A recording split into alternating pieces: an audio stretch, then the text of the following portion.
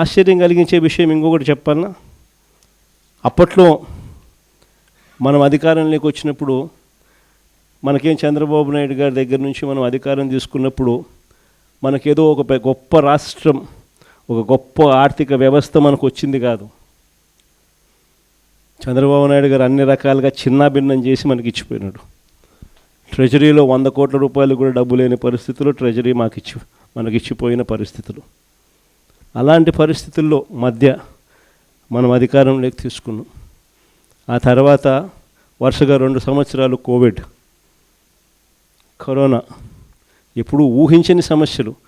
రాష్ట్రానికి రావాల్సిన ఆదాయాలు ఒకవైపున తగ్గుతూ ఉన్నాయి. కోవిడ్ సమయంలో అనుకోని ఖర్చులు పెరిగాయి. వైద్యపరంగా, ట్రీట్మెంట్ల పరంగా రకరకాల మనుషులు ఇబ్బందులు పడుతూ ఉన్న పరిస్థితుల మధ్య వాళ్ళని ఆదుకునే విషయంగా అనుకోని ఖర్చులు విపరీతంగా కూడా మరోవైపున పెరుగుతూ పోతూ ఉన్నాయి.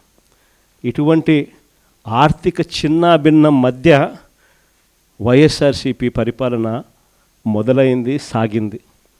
అయినా కూడా ఏ రోజు కూడా మనము ఈ సమస్యలన్నీ చూపించి ప్రజలకు ఇచ్చిన మాటను ఎగరగొట్టడానికి ఏ రోజు ప్రయత్నం చేయాల. మనకున్న సమస్యలు ఎన్ని ఉన్నా కూడా ప్రజల దగ్గరికి వచ్చేసరికి మాత్రం చిక్కటి చిరునవ్వుతోనే అడుగులు ముందుకు వేశాం. ప్రజలకు ఇచ్చిన ప్రతి మాట కూడా దేశ చరిత్రలో బహుశా ఎప్పుడు జరగలేదేమో. ముందుగానే ఒక క్యాలెండర్ ఇచ్చి ఏ బడ్జెట్ అప్పుడే ఆ క్యాలెండర్ ప్రవేశపెట్టి ఏ నెలలో ఏ స్కీమ్ ఇస్తాము, ఏ నెలలో ఏ బటన్ నొక్కుతాము అని ముందే చెప్పి క్రమం తప్పకుండా ఖచ్చితంగా బటన్ నొక్కిన ప్రభుత్వం బహుశా దేశ చరిత్రలో ఏది లేదేమో, ఒక వైఎస్ఆర్సీపీ ప్రభుత్వం తప్ప.